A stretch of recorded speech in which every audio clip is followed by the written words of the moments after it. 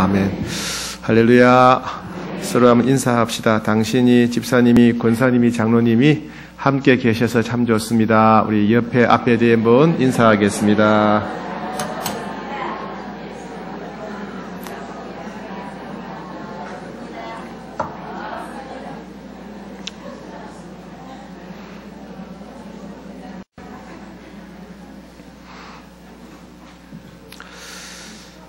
저희 어릴 때는 시골에서 살았기 때문에 친구들이 어디 도시에 갔다 오면 자랑을 했습니다. 그 중에 특별히 방학 때 서울 갔다 온 애들이 있으면 한 학기 내내 서울서 본 거 자랑했습니다. 우리는 궁금하고 부러워하면서 동대문 봤냐, 남대문 봤냐, 어떻게 생겼더냐 물어보고 했던 것이 기억납니다.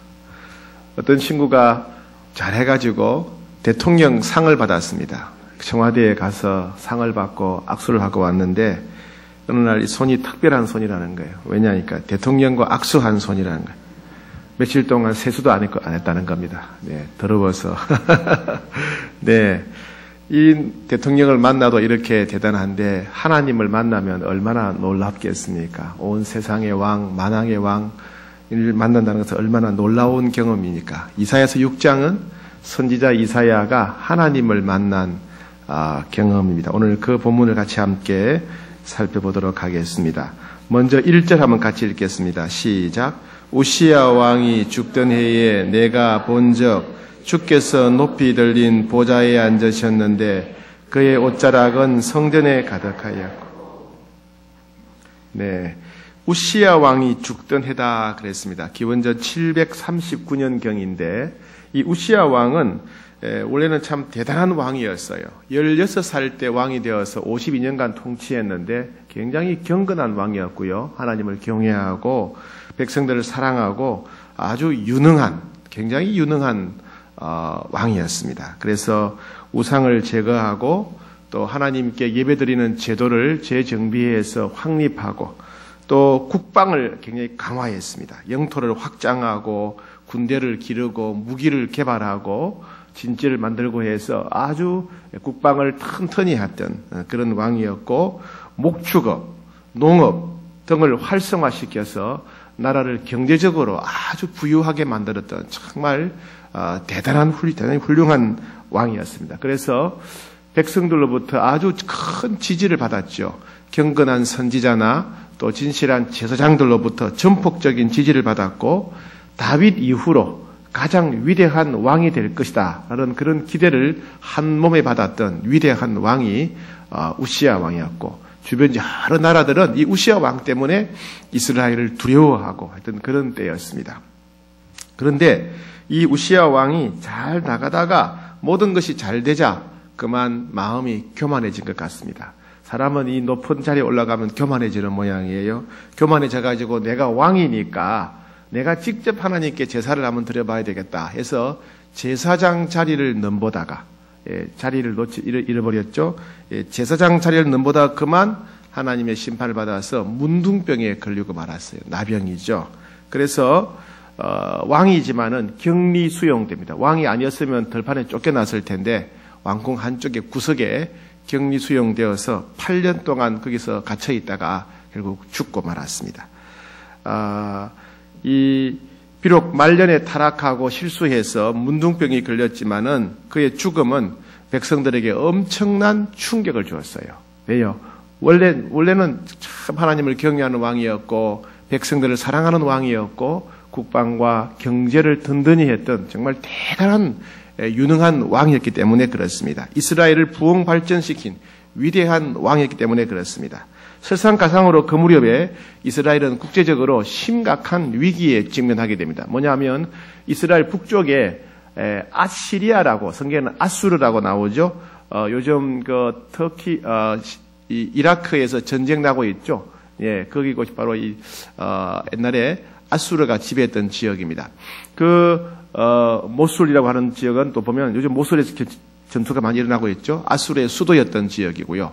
그 아수르가 점점점 커져서 이제 세계를 지배하려고 하던 그런 때였습니다. 아수르가 초기에 점점 일어나서 북이스라엘의 상당한 도시를 점령하고 짓밟고 하던 그런 때 이 아수르는 세계에서 가장 잔인한 민족 중에 하나입니다.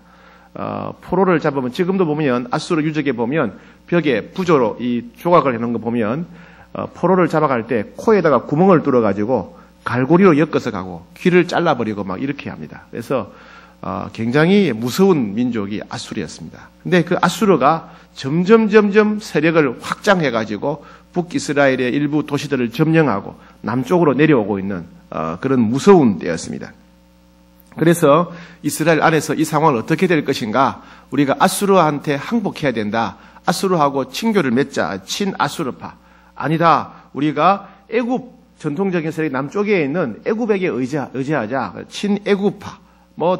아니 우리끼리 똘똘 뭉치자. 자주파. 이렇게 나누어 가지고 막 정치인들이 싸우고 있을 그럴 때입니다. 마치 우리나라가 조선 말엽에 일본이나 중국이나 러시아 또 막 미국들이 몰려올 때 친일파, 친미파, 친러파 좀 이렇게 나누어져 싸웠지 않습니까? 그런 것과 동일한 그런 모습이었습니다. 그럴 때 우리나라로 치면 고종 황제가 죽었던 거 다름이 없죠. 1919년 1월 21일 날 고종 황제가 서거하게 됩니다. 일본의 독살이란 그런 설이 있죠. 일본이 우리나라를 삼키려고 막 하고 있고 또 미국이 러시아가 중국이 열강이 우리나라를 삼키려고 막 그러고 있는 때에 나라를 지키려고 고군분투하던 고종 황제가 서거하게 됩니다. 온 국민은 큰 슬픔과 충격에 빠지게 되죠. 그것이 폭발한 것이 바로 2달 뒤에 일어나는 3일 독립만세 운동이죠.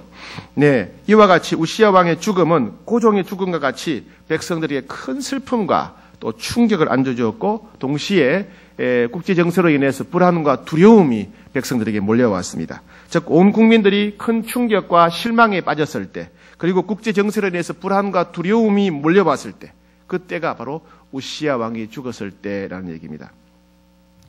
즉 우시야 왕이 죽었을 때라는 것은 뭐냐면 우리가 기대하고 의지했던 것이 다 무너졌을 때, 내가 기대했던 것들이 다 무너졌을 때, 내가 의지했던 것이 한순간에 산산조각이 나버렸을 때, 그리고 두려움과 공포가 몰려올 때, 그때 우시야 왕이 죽었을 때, 이사야 선지자는 바로 그럴 때 성전에서 하나님을 만났던 것입니다. 우리는 그때 그 하나님을 만났을 때 이사야의 심정을 이해해야 돼요. 이사야는 그때 기대했던 것이 다 무너졌을 때구나. 이사야가 의지했던 것이 다 부서졌을 때구나. 이사야 마음에는 두려움과 공포가 몰려왔었겠구나. 그런 이사야의 마음을 우리가 이해할 수 있어야 됩니다. 6장 1절에 우시야 왕이 죽던 해에, 우시야 왕이 죽던 해에 바로 그런 때입니다. 그때 이사야는 성전에서 하나님을 만나게 됩니다. 내가 본적 주께서 높이 들린 보좌에 앉으셨는데, 그리고 그의 옷자락이 성전에 가득했다. 하나님께서 선지자 이사야의 눈을 열어주셔서 환상을 보게 하셨죠. 영적인 실제를 보게 하셨죠. 기도하던 중에 혹은 제사 드리던 중에 보게 된 것 같습니다. 높이 들린 보좌가 있고 또 하나님이 앉아 계시고 옷자락이 성전에 가득하고 또 서랍들이 하나님을 찬양하고 진동하고 연기에 가득한 그런 모습입니다. 자, 하나 보겠습니다. 먼저 높이 들린 보좌에 앉으셨다. 주께서 높이 들린 보좌에 앉으셨다. 이 고대 사회에는 나라마다 왕이 있었죠. 왕이 있으면 왕이 앉는 자리가 보좌입니다. 왕이 앉는 자리가 보좌인데 각 나라마다 그 나라의 왕의 권력이 대단할수록 보좌를 높게 받아요. 높게. 그러니까 높이가 중요한 거예요. 이 높이가 어느 정도 되느냐가 그 왕의 권력을 보여줍니다. 여러분 혹시 중국 북경에 있는 자금성에 가보신 적이 있습니까? 중국 북경 자금성에 가면요, 이 왕의 보좌가 굉장히 높아요. 땅과 보좌의 사이는 엄청납니다. 땅에 있는 사람들은 왕이 잘 안 보일 정도로 굉장히 높아요.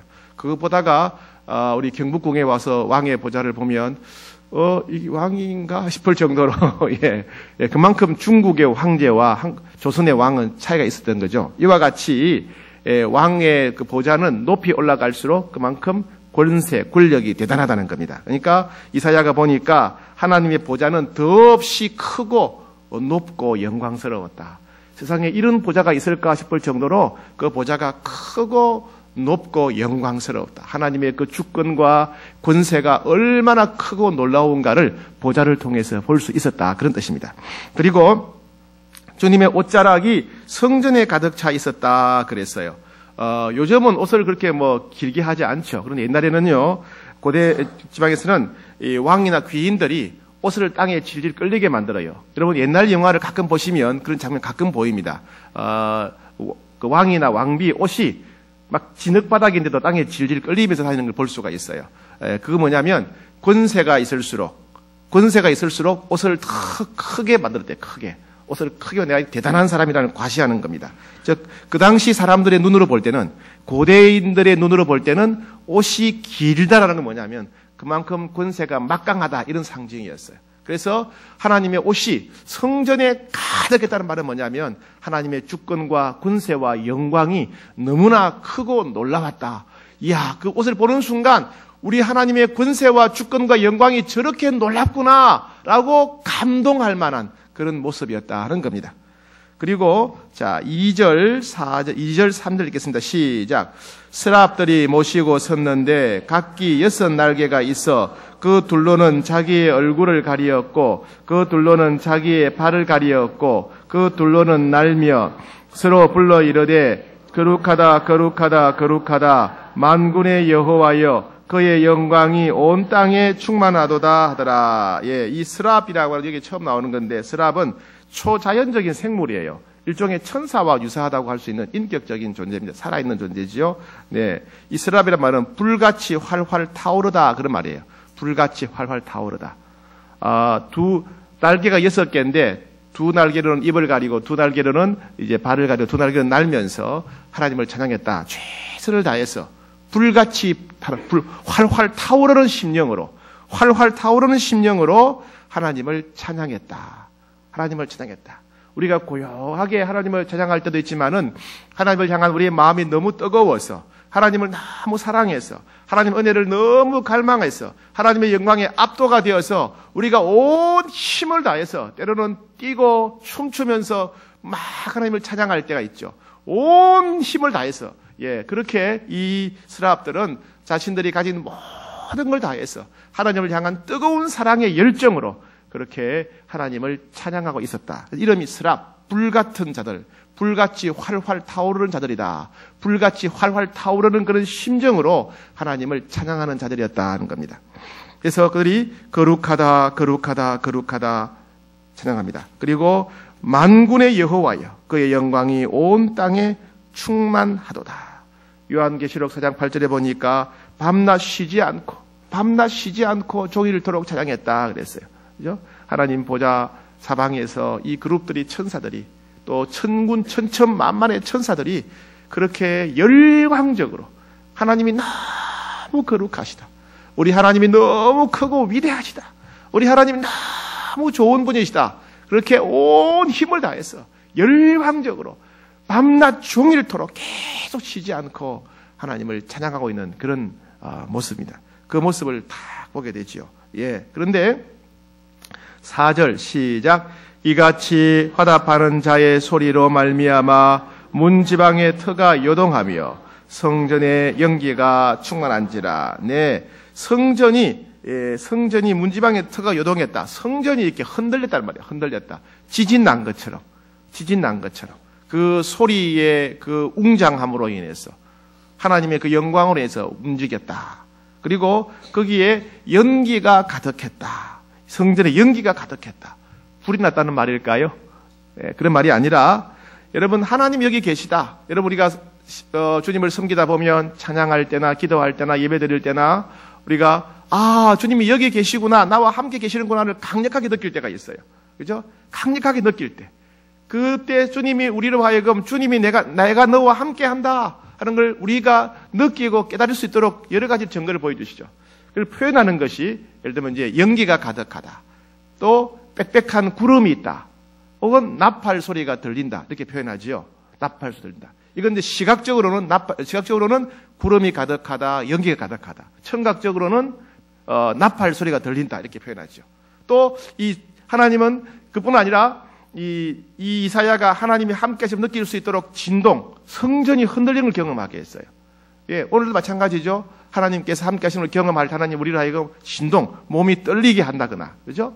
몸에 불이 임한 것처럼 몸이 뜨거워진다거나, 따뜻해진다거나, 혹은 바람이 느껴진다거나, 막 바람이 분다거나, 혹은 눈이 오는 것처럼 한다거나, 혹은 경직, 몸이 딱딱하게 굳어버린다거나, 그죠? 우리 성령 수양에 가면 많은 경험하시죠?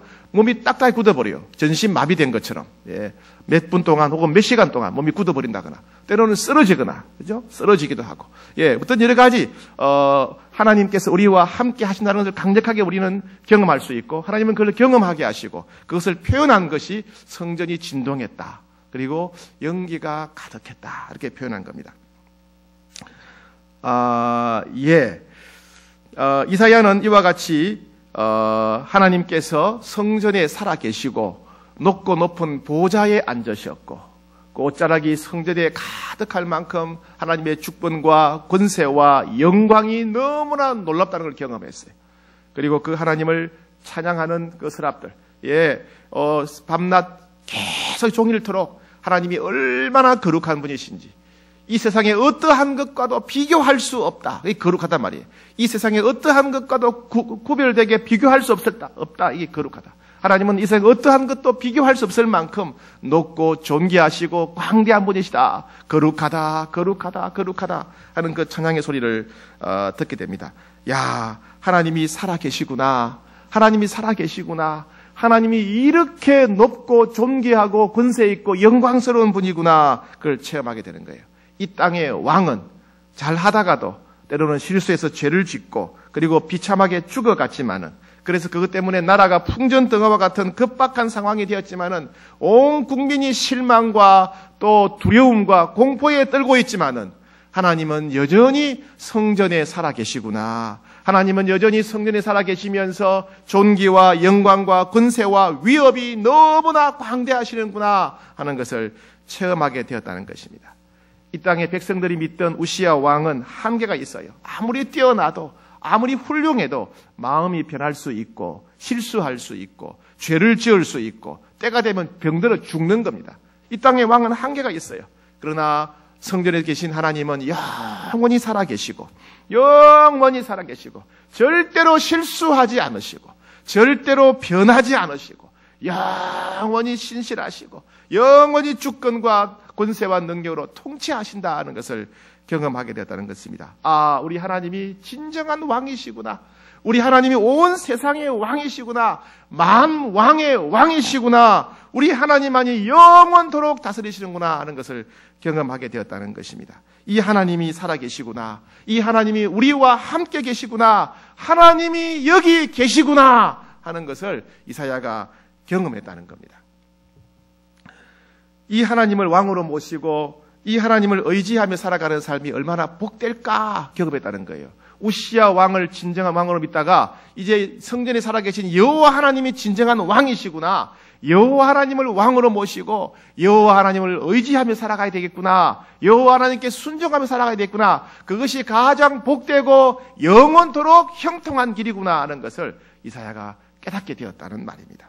예, 우리도 살아가다 보면 이스라엘 백성들처럼 이사야처럼 그런 심정일 때가 있습니다. 그렇죠? 우시야 왕이 죽었을 때, 즉 우리가 기대했던 것이 실패로 돌아갔을 때, 우리가 의지했던 것이 한순간에 무너져 버렸을 때, 우리 마음에 두려움이 몰려오고 공포가 몰려오고 불안이 몰려올 때, 우리가 어떻게 해야 될지 모를 때 난감할 때가 있어요.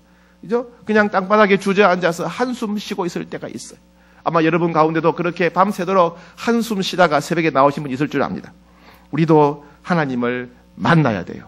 우리도 하나님을 만나야 됩니다. 물론 말씀만 갖고 믿는 것도 훌륭한 믿음이죠. 그죠? 말씀만 갖고 믿는 믿음도 좋은 믿음입니다. 하나님께서 의심한 도마에게 예수님께서 말씀하셨죠. 네가 나를 본 거로 믿느냐. 보지 않고 믿는 자들은 더욱 복되도다. 네가 내 창자옥에 손가락을 넣어보고 내 못자국에 손가락을 넣어보고 부활한 나를 직접 만져보고 나서야 나를 믿느냐. 보지 않고 믿으면 더 복되다. 물론 보지 않고 믿으면 복되죠. 이왕이면 만져보고 믿으면 더 좋잖아요. 그죠? 여러분 그렇지 않습니까?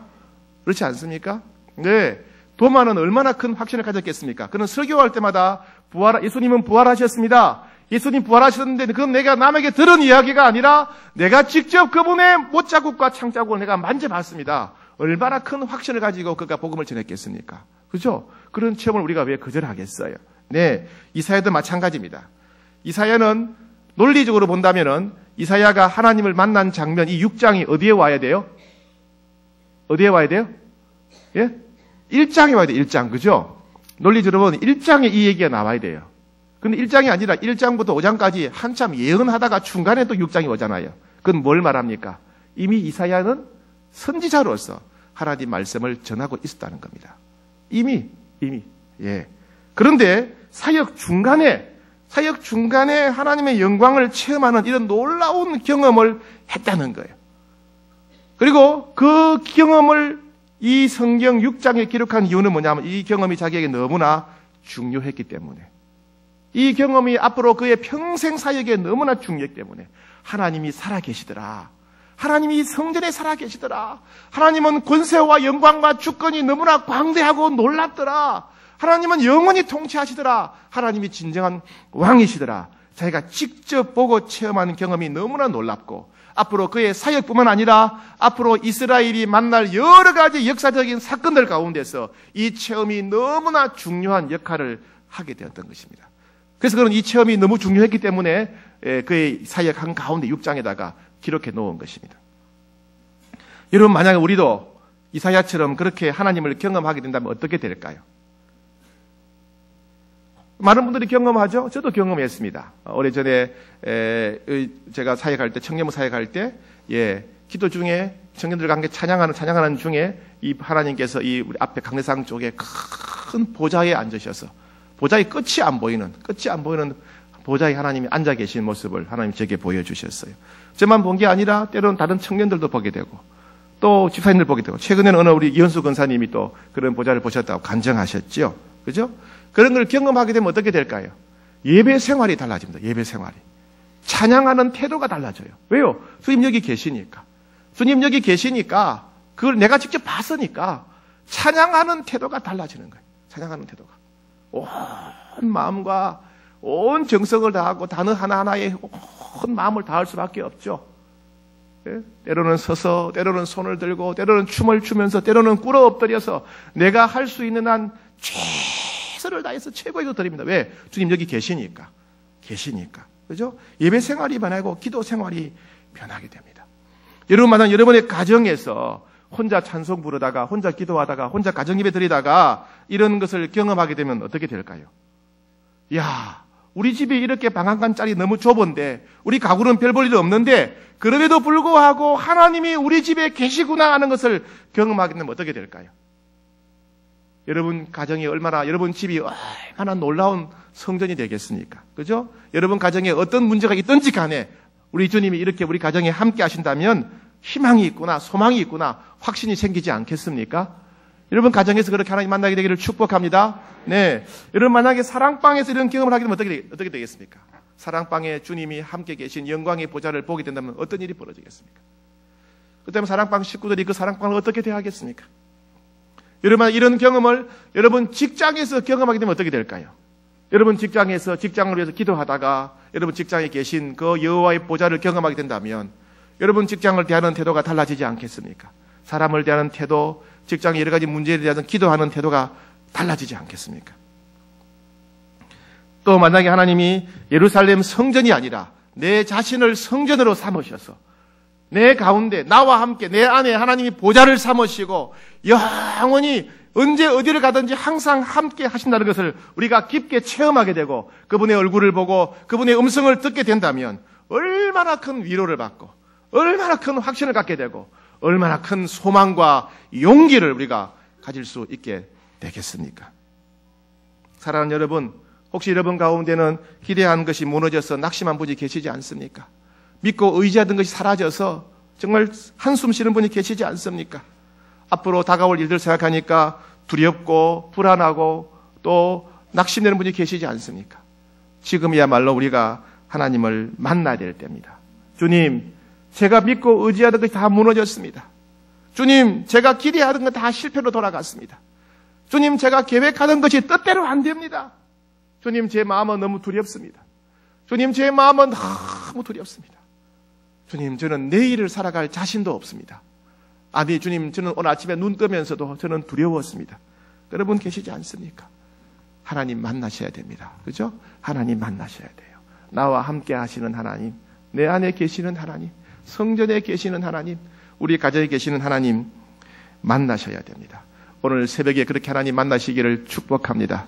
이번 이사야 특별 새벽기도 가운데 이사야가 만난 하나님 만나시기를 축복합니다. 여러분 가정에서 하나님 만나기를 축복합니다. 여러분 사랑방에서 하나님 보좌를 볼 수 있기를 축복합니다. 여러분 직장에서, 일터에서 하나님의 그 영광의 보좌를 모두가 볼 수 있기를 축복합니다. 우리 함께